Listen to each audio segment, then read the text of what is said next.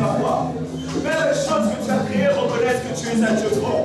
La terre et la vie de la création se réjouissent au devant de toi. Parce que tu es le Dieu créateur. Nous voulons t'adorer. Nous voulons t'élever. Nous voulons t'acclamer parce que tu es Dieu.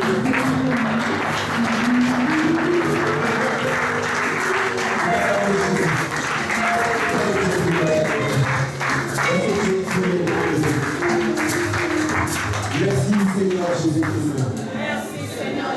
Dis plus fort, merci Seigneur Jésus-Christ. Merci Seigneur Jésus-Christ. Comme je disais tout à l'heure, j'aimerais que tu dises à la personne qui est à côté de toi, voisin, sois béni.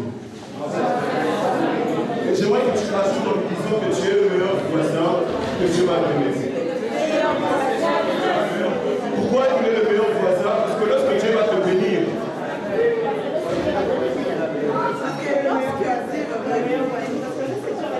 j'aimerais te dire une chose. Pourquoi je vous demande de dire que tu es le meilleur voisin? Parce que la Bible dit qu'ils ont vécu à cause de la parole de leur témoignage. Lorsque Dieu te bénira, ton voisin, ton témoin premier sera ton voisin. Alléluia. Et j'aimerais dire à quelqu'un dans la soirée d'aujourd'hui, tu seras béni. Tu seras béni. Acclame très fort le roi des gloires.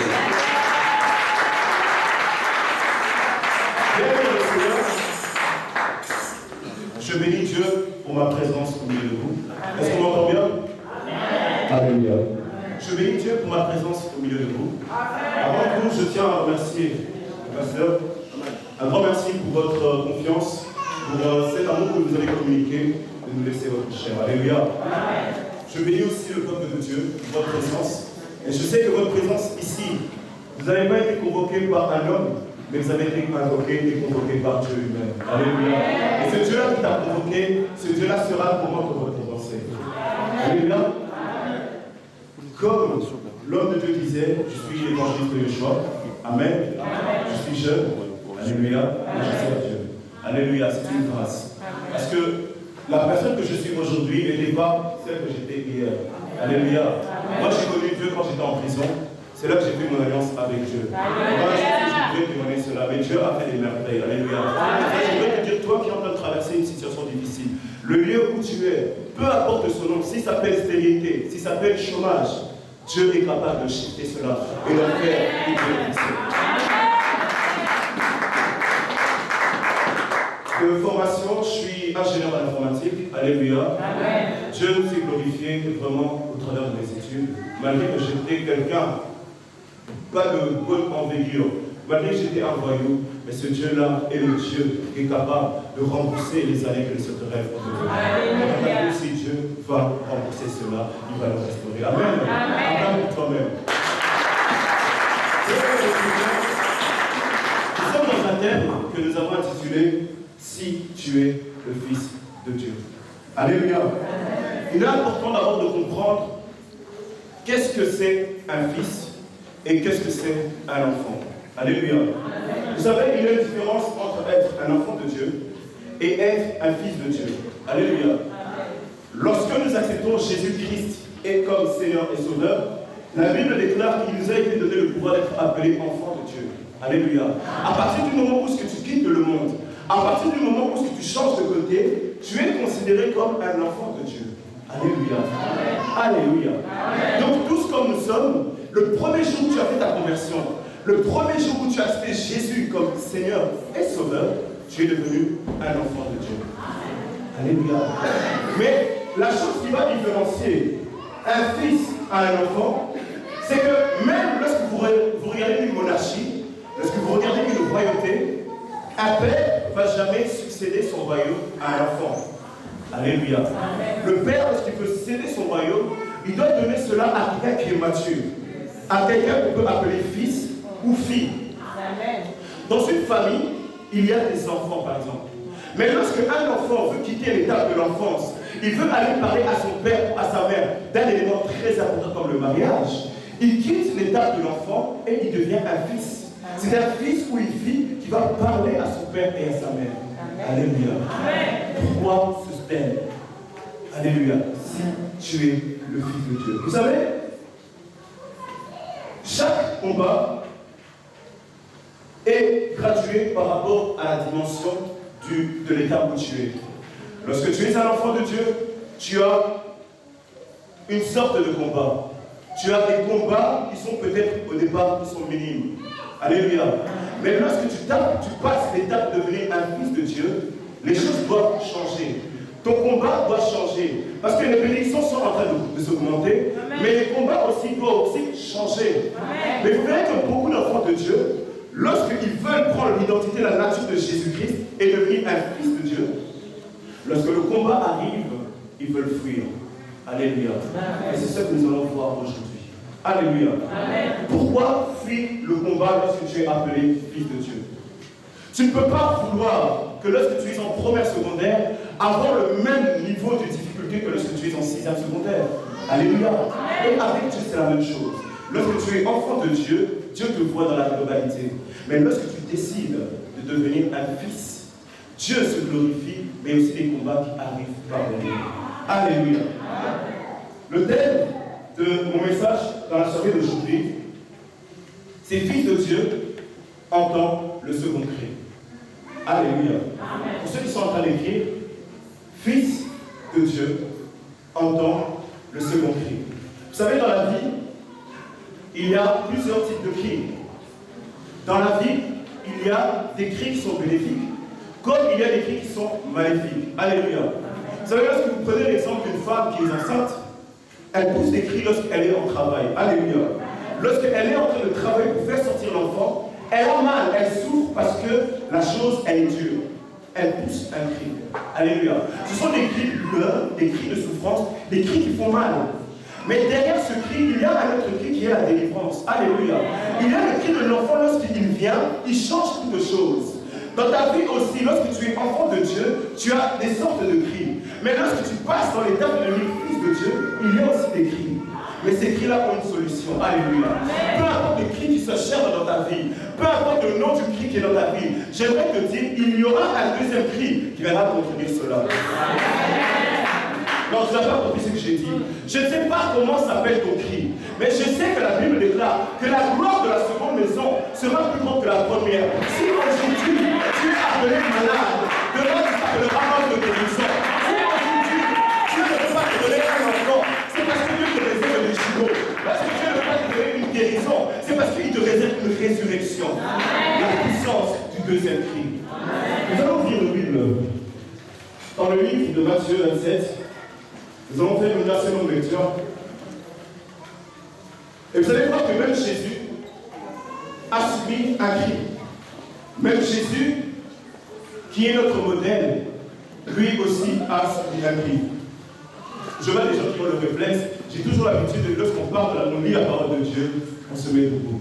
Alléluia. Si on se met debout devant les grands hommes de ce monde, pourquoi pas se mettre debout devant Dieu lui-même? Nous allons donc lire la parole de Dieu dans le livre de Matthieu 27. Nous allons faire une assez longue lecture. Ce sera du 40e au 54e verset. Matthieu 27, 40 à 57. Bien-aimé, je te demande vraiment de bien suivre la lecture. Alléluia. Matthieu chapitre 27, à partir du verset 40, nous lisons au nom de Jésus-Christ. En disant, toi qui détruis le temple et qui le rebâtis en 3 jours, sauve-toi toi-même. Si tu es le Fils de Dieu, descends de la croix. Et les principaux sacrificateurs, ça c'est les premiers ennemis. Avec les scribes et les anciens, se moquaient aussi de lui. Ils faisaient quoi? Se moquaient aussi de lui. Amen. Et disaient, il a sauvé les autres et il ne peut pas se sauver lui-même. S'il est le roi d'Israël qui descend de la croix, et nous croirons en lui. Il s'est confié en Dieu, que Dieu le délivre maintenant s'il l'aime. Car il a dit, je suis le Fils de Dieu. Les brigands crucifiés avec lui l'insultaient de la même manière. Depuis la 6e heure jusqu'à la 9e heure, il y eut des ténèbres sur toute la terre. Et vers la 9e heure, Jésus s'écria d'une voix forte, Élie, Élie, lama sabachthani, c'est-à-dire, mon Dieu, pourquoi m'as-tu abandonné? Quelques-uns de ceux qui étaient là, l'ayant entendu dire, il appelle Élie, et aussitôt l'un d'eux courut après une éponge qu'il remplit de vinaigre, et l'ayant fixé à un roseau, le disait, laisse, voyons si Élie viendra le sauver. Jésus poussa de nouveau un cri, un grand cri, et rendit l'esprit. Amen. Amen. Et voici, le voile du temple se déchira en deux, et depuis le haut jusqu'en bas, la terre trembla, les rochers se fendirent. Les sépulcres s'ouvrirent, et plusieurs corps des saints qui étaient morts ressuscitèrent. Étant sortis des ténèbres, après la résurrection de Jésus, ils entrèrent dans la ville sainte et apparurent à un grand nombre de personnes. Le centenier et ceux qui étaient avec lui pour garder Jésus, ayant vu le tremblement de terre et ceux qui venaient d'arriver, furent saisis d'une grande frayeur en disant et dirent, assurément cet homme était fils de Dieu. Amen. Bien-aimés dans le Seigneur, pour nous asseoir au nom de Jésus. Bien-aimés dans le Seigneur, ici, la Bible est en train de nous parler de l'histoire de Jésus. Alléluia. Jésus, lorsqu'il était encore enfant, la proportion de ses combats, comme je l'ai dit tout à l'heure, elle était moindre. Mais lorsque Jésus est rentré dans son ministère, il a franchi l'étape de devenir un fils de Dieu. La Bible dit que Jésus avait subi 3 ans de combat durant ces 3 ans de ministère. Alléluia. Mais ici, la Bible est en train de relater une étape très importante de la vie de Jésus. Une étape qui était l'étape où Jésus craignait le plus. C'était l'étape où Jésus, déjà à Gethsemane, avait vu cette souffrance. Alléluia. La Bible dit que Jésus avait été condamné à tort. Et il a été présenté devant Pilate. Et Pilate avait décidé qu'on puisse le condamner. Alléluia. Amen. Ici, nous sommes en train de voir Jésus sur la croix. Jésus sur la croix, lui qui faisait des miracles. Jésus sur la croix, lui qui parlait du bien pour les gens. Jésus sur la croix, lui qui changeait l'histoire des gens, s'est retrouvé impuissant. Alléluia. Par moment dans ta vie, tu es la personne qui est en train de conseiller les autres. Par moment dans ta vie, les gens, quand ils veulent des sujets de prière, ils viennent chez toi. Par moment dans ta vie, tu es la personne qui parle même de Dieu. Alléluia. Mais il y a des situations où tu te retrouves impuissant. Alléluia. Jésus était sur la croix, était devenu impuissant parce que les gens disaient, tu étais le Fils de Dieu. Tu as pu bâtir ceci en 3 jours. Comment sur la croix tu es dans l'humiliation? Comment sur la croix tu es en train de vivre comme un homme normal? Pourtant, il était le Fils de Dieu. Il était capable de sauver les gens. Mais dans cette situation, il était incapable de se sauver lui-même. Et la Bible parle des sacrificateurs, des anciens et des scribes qui se moquaient de Jésus. Pourquoi ils se moquaient de Jésus? Parce que ces gens-là, lorsque Jésus était encore en train d'exercer son ministère, ils étaient contre Jésus. Mais voyant que Jésus, au final, s'était retrouvé à la croix, c'était une joie pour eux. Alléluia. Il y a des personnes, il y a des scribes dans ta vie. Il y a des anciens dans ta vie et aussi des sacrificateurs dans ta vie qui se réjouissent lorsque ton sort est en train de tomber. Alléluia. Il y a des gens qui sont avec toi, ils rigolent quand tu es avec eux. Quand tu es dans des moments de bien, ils sont là, ils sont dans la joie. Lorsque tu es là, tu es aisé, tu as de l'argent, ils sont dans la joie. Mais lorsque tu arrives à un moment où c'est difficile, ils sont les premiers à se moquer de toi. Alléluia. Les gens n'appelaient plus Jésus par son nom, mais les gens commençaient à appeler Jésus par rapport à l'humiliation qu'il était en train de subir. Toi, peut-être, je ne sais pas quel problème tu traverses, mais les gens, au lieu de t'appeler par ton nom, ils ne t'appellent plus par rapport à ton nom, mais ils t'appellent par rapport à ton problème. Parce que tu traverses un moment d'humiliation. Alléluia. Le fait d'avoir choisi Jésus et le fait d'avoir choisi l'alliance de devenir fils de Dieu a entraîné des combats dans ta vie. Mais sache une chose, quand tu combats comme ça, tu combats pour une noble cause. Alléluia. Et on dit que Jésus était sur la croix. Jésus sur la croix, il était en train de souffrir. Lui qui était le Fils de Dieu, lui qui était le choisi de Dieu, il était en train de souffrir par rapport à un problème. Quel est le problème qui est en train de déranger ta vie? Aujourd'hui, tu es appelé Fils de Dieu, mais tu subis des problèmes où tu dis, mais Seigneur, est-ce que vraiment, le fait de t'avoir choisi comme Seigneur et Sauveur, est-ce que c'était un bon choix? Qui ne se pose pas souvent cette question-là? Alléluia. Jésus sur la croix, il voyait la souffrance. Jésus sur la croix était en train de subir des moqueries, juste parce qu'il avait fait le choix de devenir fils de Dieu. Lorsque Jésus était ce petit charpentier, qui peut-être avait même chez Ikea Les gens n'avaient pas un problème avec lui. Lorsque Jésus était ce charpentier qui faisait des chaises pour son père, lorsqu'il était simplement dans l'état d'être enfant de Dieu, il avait des combats peut-être, mais ils étaient minimes. Mais lorsque Jésus est rentré dans la dimension du Fils de Dieu, c'est là que le problème est commencé. Lorsque tu choisis de rentrer dans la dimension de Fils de Dieu, lorsque tu choisis de rentrer et de ne plus être esclave du monde, mais d'être cohéritier de Christ, c'est là que les problèmes commencent à arriver. Mais sache une chose, peu importe la durée de la nuit, peu importe le combat, peu importe la durée du combat, la lumière finira par apparaître. La lumière apparaîtra certainement. Si les temps passés dans ta vie avec couvert de preuves, les temps à venir sont obligés de couvrir de gloire. Amen. Alléluia. Amen. Jésus était en train de regarder sa souffrance. Il se disait, Père, qu'est-ce qui se passe? Et on dit que depuis la 6e heure jusqu'à la 9e heure, il y eut des ténèbres sur toute la terre. Les ténèbres dont on parle, ça pouvait être des moqueries. Les ténèbres dont on parle, ça pouvait être des insultes. Combien de temps durent tes ténèbres dans ta vie? Depuis combien de temps tes ténèbres durent-elles? Tu es en train de voir la longueur de tes ténèbres. Tu es en train de dire, mais Seigneur, où es-tu? Depuis la 6e jusqu'à la 9e heure, Jésus, on se moquait de lui. Jésus, on lui disait, tu es que le Fils de Dieu, tu as accompli des miracles, pourquoi tu ne peux pas te sauver?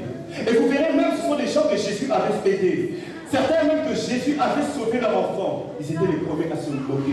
Il est dans ta vie, tu es là, tu es en train d'aider les gens, tu fais du bien aux gens. Mais ces gens-là, lorsque tu arrives à des moments de faiblesse, ils sont les premiers à parler de toi, à parler de toi. Ils soulignent les bienfaits que tu as fait et ils parlent de toi.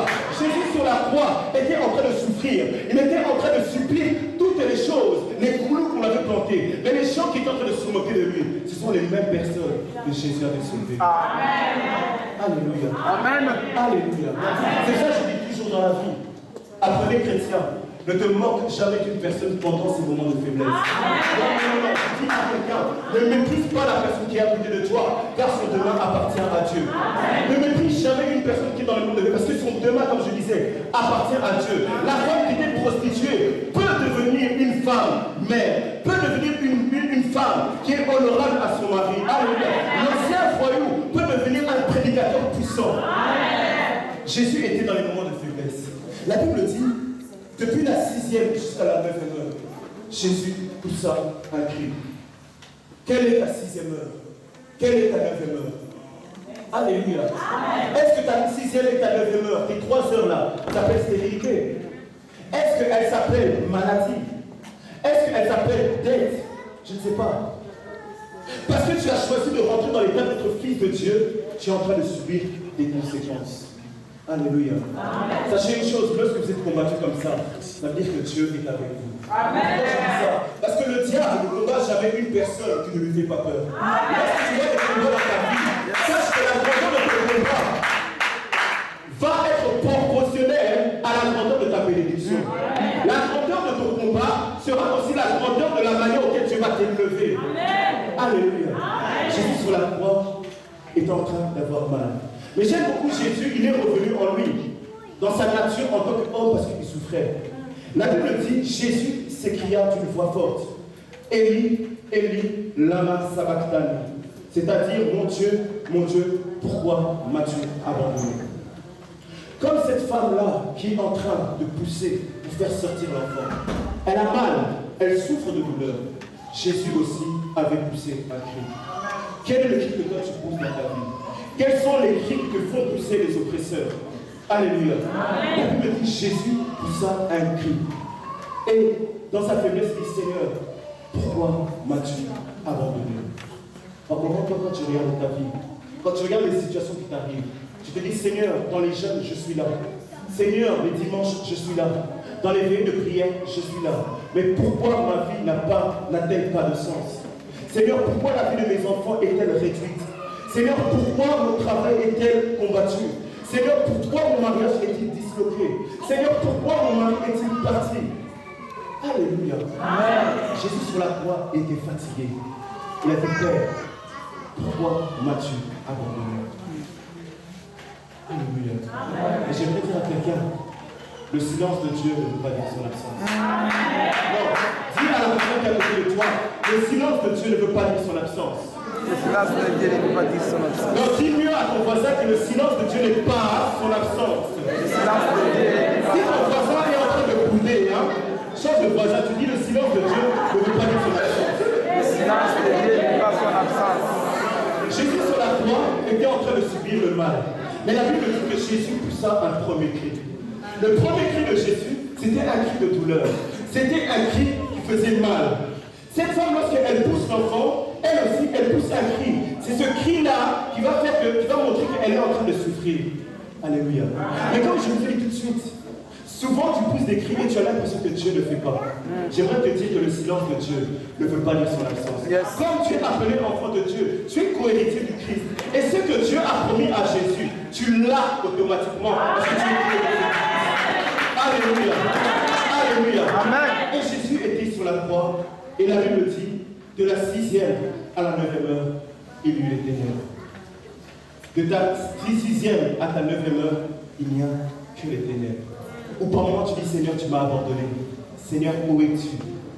Mais comme je vous ai dit, lorsque Dieu était sur la croix, lorsque Jésus était à la croix, il était en train de combattre, mais dans le silence. Vous savez, il y a certains combats que Dieu est en train de combattre pour toi dans le silence. Toi, tu as l'impression que Dieu n'agit pas. Mais dans le silence, Dieu il est en train de changer une situation de ta vie. Dans le silence, Dieu est en train de changer une victoire. Dans le silence, Dieu est en train de trouver une victoire dans ta vie. Alléluia. C'est pas parce que Dieu ne te manifeste pas tout de suite qu'il est silencieux. C'est pas parce que Dieu ne te fait pas avoir ta bénédiction tout de suite qu'il est silencieux. Alléluia. Sur la croix, Dieu est silencieux. Après avoir poussé son cri, il était silencieux. Mais pourquoi il était silencieux? Alléluia. Nous allons ouvrir la Bible dans 2 Colossiens.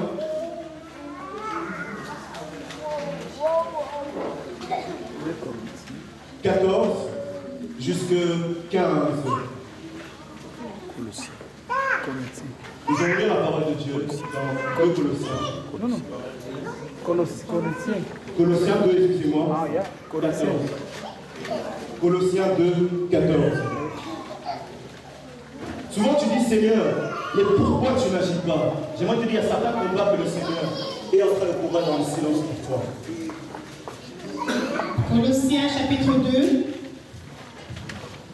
au verset 14, nous lisons au nom de Jésus-Christ. Il a effacé l'acte dont les ordonnances nous condamnaient et qui subsistait contre nous, et il l'a éliminé en le clouant à la croix. Amen. Verset 15. Il a dépouillé les dominations et les autorités et les a livrées publiquement en spectacle en triomphant d'elle par la croix. Amen. La Bible dit qu'il a effacé tout acte dont les ordonnances qui nous condamnaient et qui subsistaient contre nous. Amen. Il les a détruits à la croix et il a dépouillé toutes les dominations, les autorités et il les a livrées publiquement en triomphant d'elle à la croix.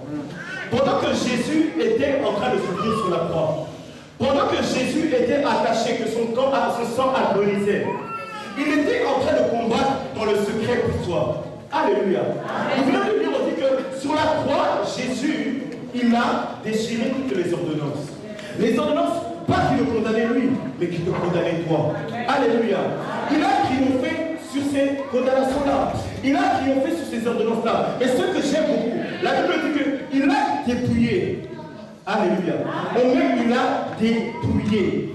La définition du mot dépouillement, c'est le fait de prendre une personne et de le subdiviser des choses qu'il a. Donc, lorsque tu dépouilles quelqu'un, tu ne le dépouilles jamais à distance. Alléluia.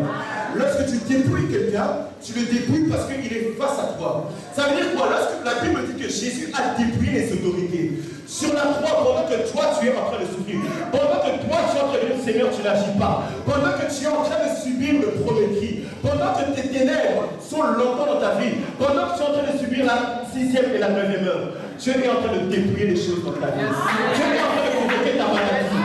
Dieu est en train de provoquer ton célibat.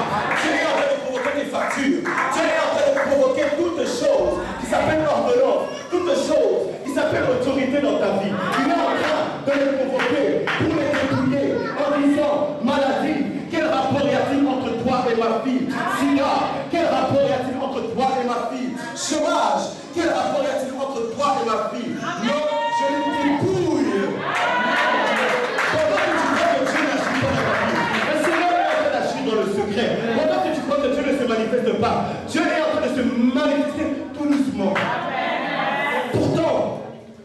s'était moqué de lui. Pourtant, on lui avait dit, si réellement tu es le Fils de Dieu, sauve-toi. Mais Jésus a préféré se sacrifier, mais pour d'abord te sauver. Alléluia. Parce que tu es co-héritier de Jésus. Que les combats que tu subis aujourd'hui ne te fassent pas trembler. Que les combats que tu subis aujourd'hui ne te fassent pas reculer en arrière. Sache, comme tu es appelé Fils de Dieu, tu dois subir des combats. Regardez les combats que Jésus a subis. Regardez la souffrance que Jésus a subie. Regardez l'humiliation que Jésus a subie. Mais Jésus a tenu. Il était en train de souffrir. Il avait une pensée pour toi. Pendant que toi, tu crois que Dieu t'a oublié, sache une chose, que le Seigneur se souvient de toi. Pendant que tu crois que Dieu ne te donne plus de la valeur, j'aimerais te dire que Dieu te donne de la valeur. Les hommes peuvent ne plus te donner de la valeur. Alléluia. La Bible me dit que Léa n'était pas la femme que Jacob avait choisie. Léa, c'était la femme qu'on avait imposée. Alléluia. Mais avec de Léa étaient sortis des enfants.